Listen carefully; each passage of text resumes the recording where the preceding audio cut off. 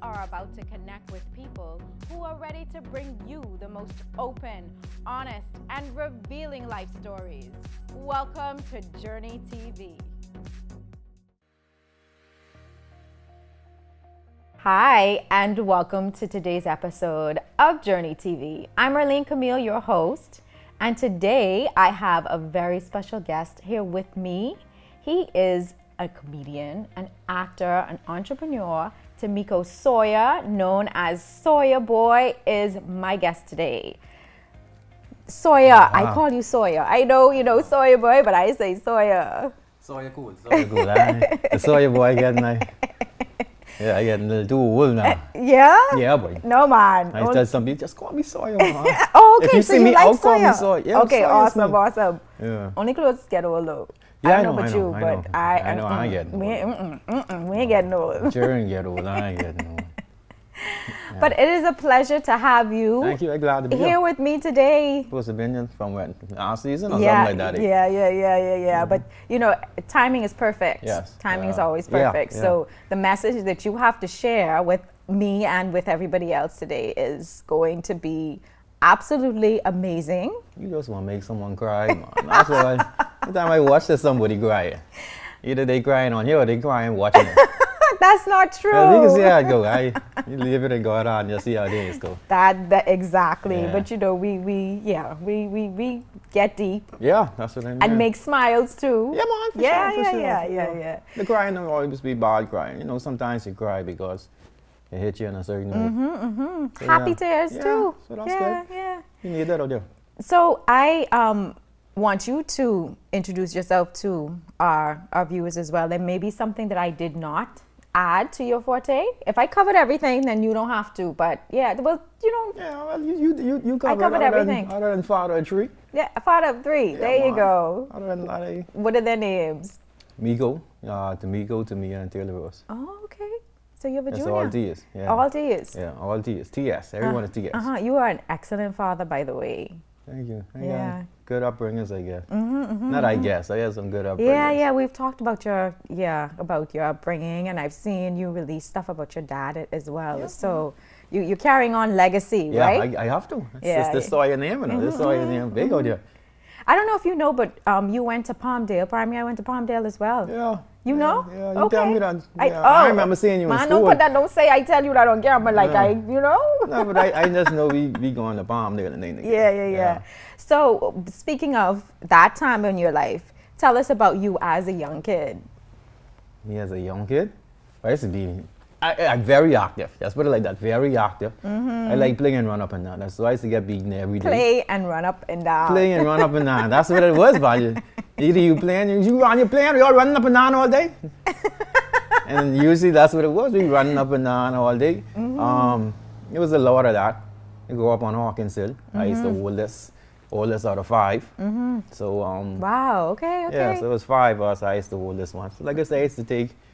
Yeah, all the beatings that come my way. Everything, Yeah, and then like I said, just it was cool, man. I grew up red too, so it was kind of like I said, going to Palmdale, growing up on August Hill, getting the DW Davis and things. You had to prove your bad boy. You had to prove your bad boy. I had to show them I could play ball and then just like I could do this, I could do that, just so I don't be getting robbed and teased and things. I had to make sure I cool with them. I laugh at that, but yeah, but that's how it is. I had to make sure. You know, people see I cool and then you cool. Yeah, I cool. Yeah, you alright. Leave him alone. You alright. You can. So yeah, that was me, just active, I would say friendly with everyone. Not too friendly, but like I say, you kind of know. Yeah. I cool. It ain't no, I vibing with this person or this my enemy or. So like a chameleon, like you could fit in and I could fit in, adjust accordingly. Yeah, man. Awesome. I've always been like that. So I see I still doing it now. Trying to break out of it in some way. Because, you know, just for balance. Yeah, because I feel like I to the point now where, hey, I gotta be doing too much of that no more. I gotta be trying to fit in and thing. Because, you know, it's just different and sometimes you catch yourself still doing it. So that was me growing up. Yeah. But it was good. Mommy and daddy was there. You know, we making things happen. Things wasn't always things, so we grew up. Humble beginnings. Yeah, humble beginnings, you know. silver spoon around, you know. But family and wealth and, wealth in different ways, connection right, and... love and there's a lot of love, and then the family was well put together. Not just the immediate family, but mama, grandpa, uncles, aunties, cousins, like everyone. And plus we was living in Hawkins, and that's the base. Because my grandma them and my granddaddy was living upstairs.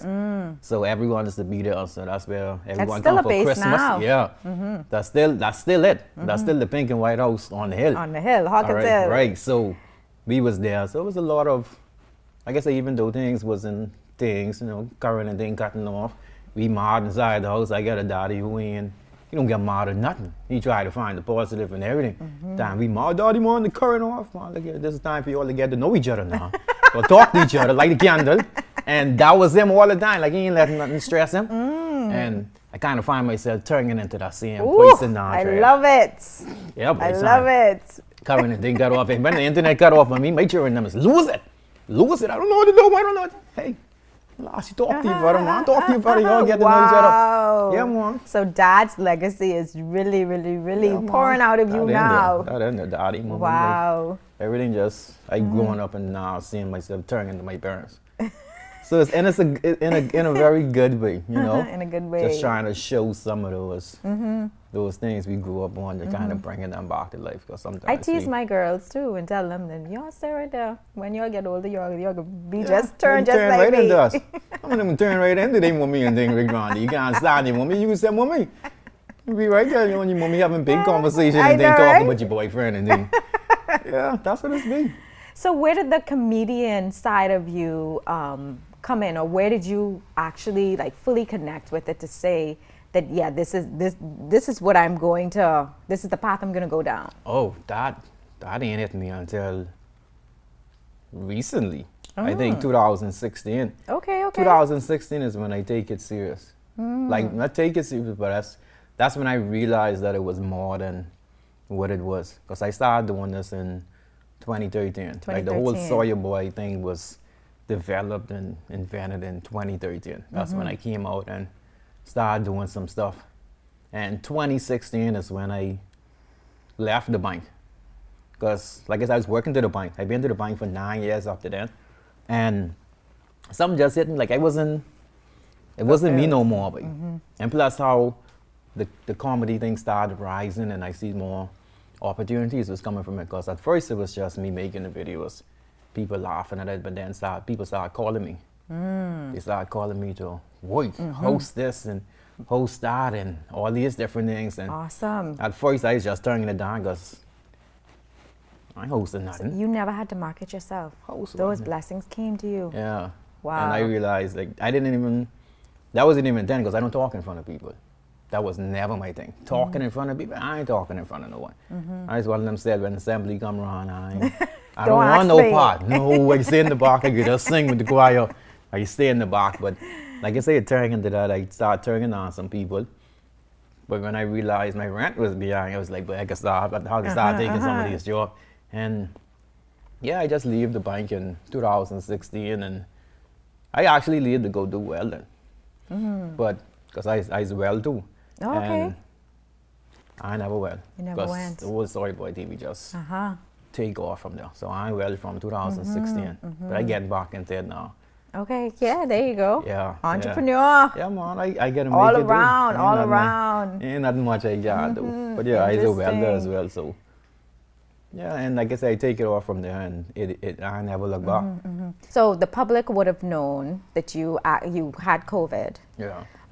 They didn't know until a certain period that you were hospitalized. So by the time as people knew, they didn't realize that things were pretty bad by that time. Everyone found out. So you are here to share that journey. Okay. That journey of that's a journey before and But we're gonna take a quick break and come right back so that you can get ready take to us get down snotty. Get my tissue. Don't you go anywhere. We'll be right back after this break.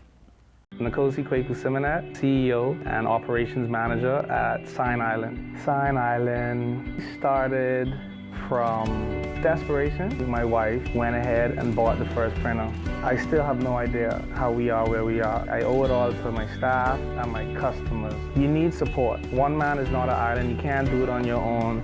If you think you can do it on your own and you are succeeding, you can do even more with a little bit of support. The support I've got from my clients has been amazing. Welcome back, and if you are just joining us, I am here with Sawyerboy, Timico Sawyer, and he is sharing his journey through COVID with us. Sawyer, right before the break, we talked about, the young Sawyer, how you used to run up and down and play and get in trouble all the time. Yep. Still love it. And how, you transitioned into just a young adult, and just how comedy has, pulled you into purpose. Right. Not your full purpose though. Not There's yet. so much more. You just on the other half. Trust me, are you feeling it now? You on the other half. Are you feeling it now? Yes. So now we're going to transition into your COVID journey. Like I would have mentioned, the public would have known that you did have COVID, but by the time as they knew, things had gotten pretty bad because you were already hospitalized. Right. So if you can, give us an idea of, well, I'm going to leave the platform open to you. You start where you want to start. Okay. Well, yeah, that COVID journey was something completely different. I wouldn't put that on nobody. Yeah, plenty people knew about that before. They knew things was happening to me before I didn't know. Really? Yeah, but I see some things was coming through. I'm like, Doc, this was really happening to me? He's like, yeah, how do you? Yeah. So it was a lot of things with. Wow. Yeah, but plus that's come on, that's how being people. So once they see me getting rolled inside, there's someone was done. Okay. He inside there, Sawyerboy just rolling. I haven't even sat down yet. But yeah, that was. But to me, the COVID situation is kind of like, I feel like the icing on the cake for the journey what I was going through. That was like the final stage of this year-long process of me trying to figure, wait, what is going on? Like, why I thinking this way and then? Because like I say, ever since I turned 40, like, the change was very obvious for me. Like the way I was thinking and really, like the 40 kind of hit me like, all right, boy, you done do 40 years. What you gonna do now? Like, you trying to get some things together or what you trying to learn? And it was like that, and just trying to really figure out who I was and finding out my true self and where I should go, and still trying to figure out what my purpose was. Because I ain't one of those that who have it established, like, oh yeah, this is me, this is what I do, and this is my career. Me, I in a whole different field. This comedy field is something new, especially the way I doing it and we doing it now, and really turning it into a career. So it was a long journey of that and finding out my true self, who I am, and getting closer to God and spending more time with the kids. And then COVID kind of helped. The whole COVID-19 kind of brought, I think, plenty families closer and plenty things closer. So that was a good thing. Me and my family, we got closer. And then through all that, I was thinking, all right, man, I see where this going. It's good. It's good. And then boom, COVID. I catch it. And like I said, I was sick for 3 weeks. I lost 135 pounds. I come out there, I didn't even know I'd lost the weight because I was just in the bed the whole time. And like I said, with that journey, it was different because I never had that kind of pain before in my life. And then being inside there with other people who experiencing the same thing too, that was a lot. And then watching some people in make it. Wow. You know what I mean? People who you're talking to. Wow. Like you're people right on the next side of the bed, Wow. you're talking to them, and people across there. We was inside the well. We was talking to each other. You know what I mean? And like I said, the whole PMH and COVID experience in the hospital was a lot because the first couple of days I was not to say I was okay. I could walk to the bathroom and come back to the room and stuff like that until 3 o'clock in the morning they bust inside there. Like they bust inside like a raid. You know, the police is coming raid your house 3 o'clock in the morning, catch you off guard. But they catch me off guard. And I get baby in my eye, and it was, you want me to get my phone?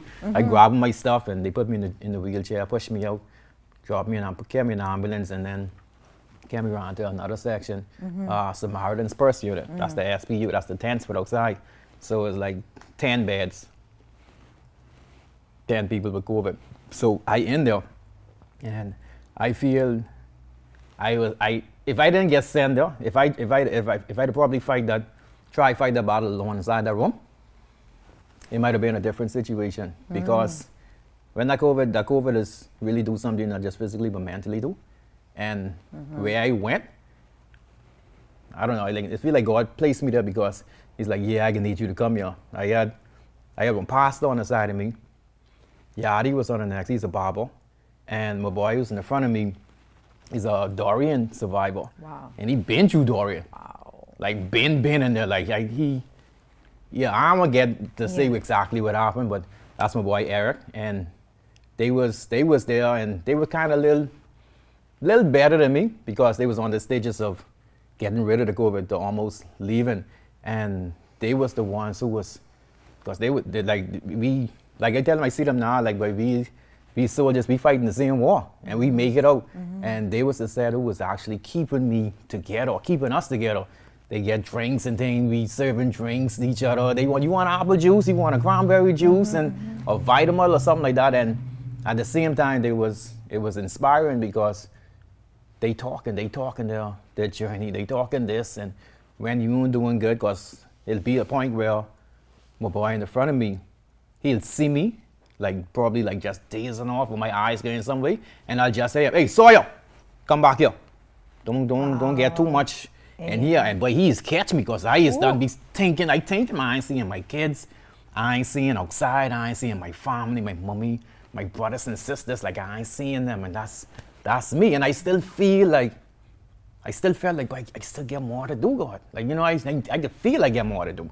Like, I still feel like people ain't really get what I get to offer. Because I still be like, but y'all ain't even seen nothing yet. They ain't seen nothing yet, so yeah. Because I just getting back into feeling like creating. Like, I ain't been creating in years, but I've been putting out videos. So now it feel like, when I do start doing this, like, again, y'all can see the difference. But the whole COVID experience is a lot of pain. Like I said, I couldn't move. I was in the bed the whole time. Like, I never been lay up in the bed and I ain't even walking. And I can't see outside. I remember calling my cousin one time to be like, hey, just show me outside, boy. Because it was raining and he doesn't live in far. He right on Port Hawkinson. So I said, boy, just show me outside. Wow. Because I love nature. I love the rain. I love it. It was just like, I'm missing that so much. And even though I was there and they was there encouraging me, keeping me up and things, because it come to one point where it's like, it was bad. These boy them was over me, like trying to teach me how to breathe. Hey, breathe, boy, breathe. And like trying to put on the oxygen and just really get the oxygen level back and stuff like that. So they really kept me together. But like I said, at the same time, it was time for them to leave. So when they left, that kind of went. It was like me and someone else who started to do it to other people who come inside there. But at the same time, it's like I still needed something. And come to one point when I lose it and have a mental breakdown and carry on there at bar with the nurse them and thing, and had to apologize afterwards. Because it was a low point. I thought I was gonna, and I saw people around you not making it. So yeah, and I felt at that time I was next. Because I was like, but I want to get out of here. Because I felt if I get out of it, I would have been better. But at the same time, every time I tried, it was like, I wasn't ready. So, and I had this big thing with the nurse them and crying and thing whilst I was talking. She's like, but you can't even talk right now. And I was like, I don't care. And stuff like that. And I feel like I get dead, but I said, if I stay in here one more day, I get dead. And she's like, Mom, don't say that. I say, baby, been trying not to say that for days. Yeah. But I was to that point, and then, I go on, and when I do it, and the patient on the end, he's like, hey, Sawyer, you gotta apologize. That wasn't right. You gotta apologize. And at the same time, it's like, but I know, Jed. Like, I know, because it just happened so fast. And when she come back, we talk. She understood, though. I'm sure she understood. No, she understood, like I said. And that was me. I wasn't taking the meds, but apparently the anxiety meds what they just give you, they'd run out of it. So the last 2-3 days I wasn't getting it. So I guess all that had something to do with it as well. The breakdown and thing. And when we talk, and I was like, boy, my arm smelled bad, man. I say, I done feel bad, and every time I turn left and right, my arms smell bad. Yeah. So they it's come. a different space. You were in a completely different space. Yeah. Want to learn more about our guests? Subscribe to Footprints Journey blog, where special features will be released to give you more insight into their journeys and allow you to ask them questions. We want you to journey with us. Footprints! Move with strength and energy. Drinking Ensure, you get vitamins, minerals, and up to 30 grams of high-quality protein. Your life, your health, your Ensure. Welcome to the Great Island Cook-Off, where each week 2 home chefs go head-to-head creating Caribbean culinary masterpieces in hopes of being named the winner of the Great Island Cook-Off. Our contestants will have 4 hours to prepare a 3-course meal using our main ingredients sponsored by the U.S. Meat Exporters Federation, representing U.S. pork and U.S. beef. It has so much flavor in and of itself. Like, you don't have to manipulate it so much.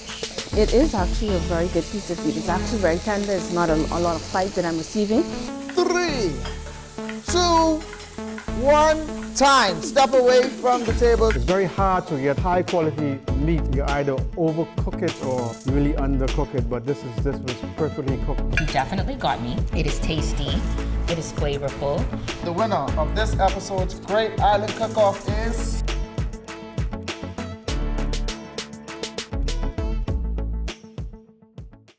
Next week on Journey TV, Miss Bahamas Universe Chantel O'Brien shares how humble beginnings has made her the strong, exceptional queen that she is today. With fighting through abuse and homelessness, every experience she's encountered has been turned around for her good and used to pour into the youth of our nation. Tune in for this powerful story. Journey TV, we share life's truths. This segment is presented by Ensure. Your life, your health, your Ensure. Earlier, you mentioned that, you know, you had a pastor on the side of you. You had a Jamaican who... Baba, that's the boy, yeah. And then also someone who survived Dorian. My boy, Eric. And you talked about how they poured into you. Yeah, so man. you had support sometimes there, but there were times where it was just you. Yeah, man. It was just... It was just you, and it sounds like it was you and just you and God. Yeah, it was like that. Like I say, like, it kind of shut off the whole outside world other than my kids, my mommy, and my siblings. And my friend who was helping me in between. She Why was did the you one have to who, do that?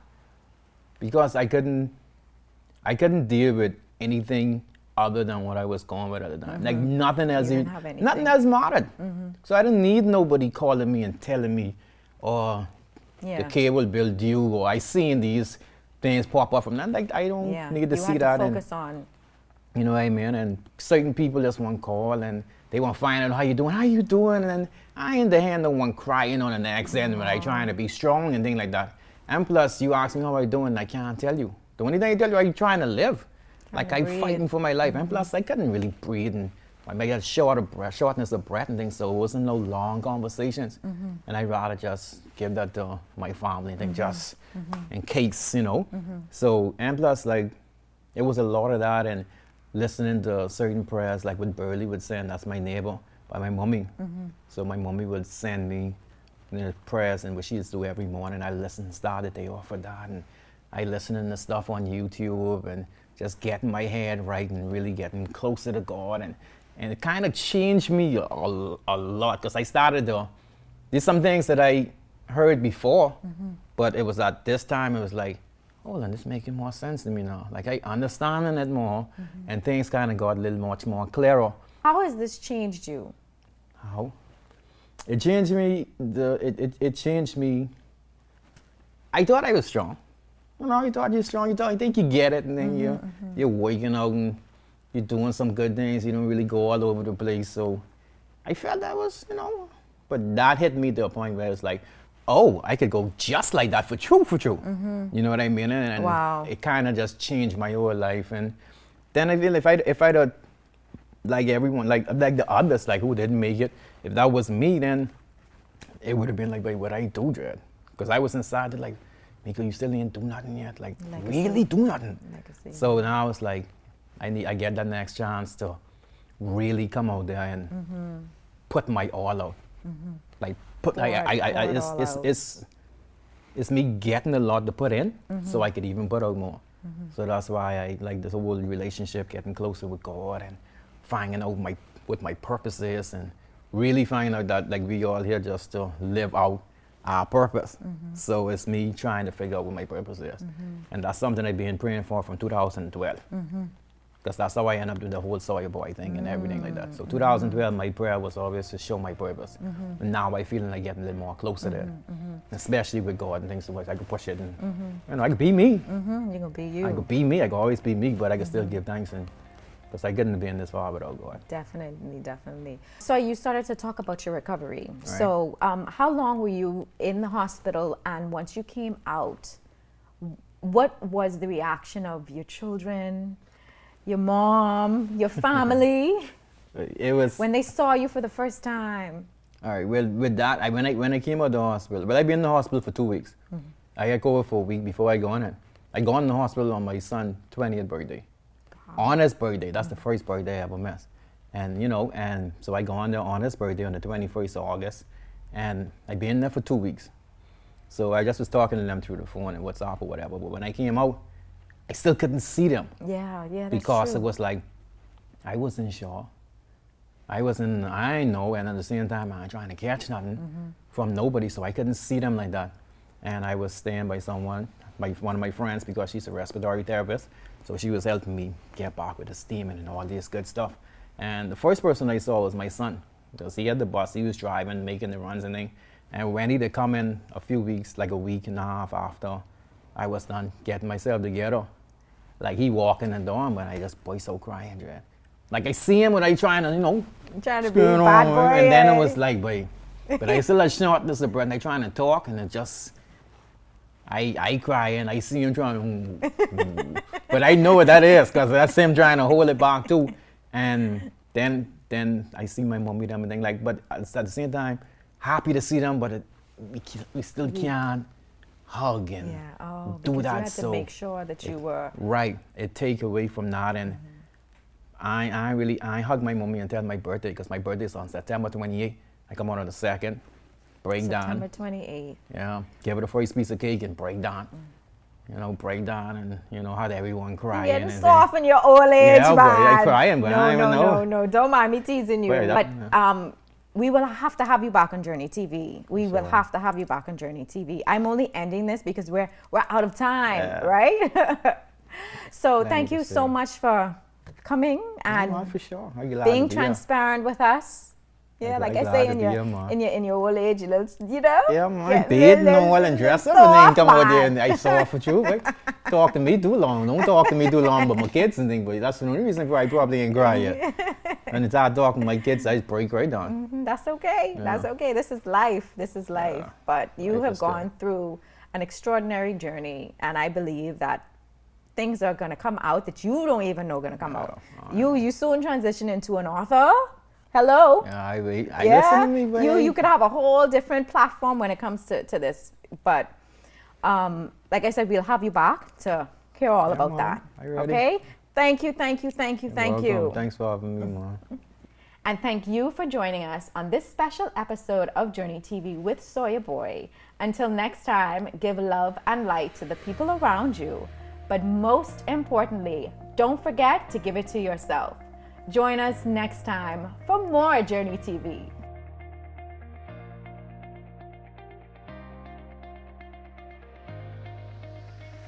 Journey TV is presented by Ensure, Sign Island, Wildflowers, Dan Brad Limited, and Footprints Journey Blog.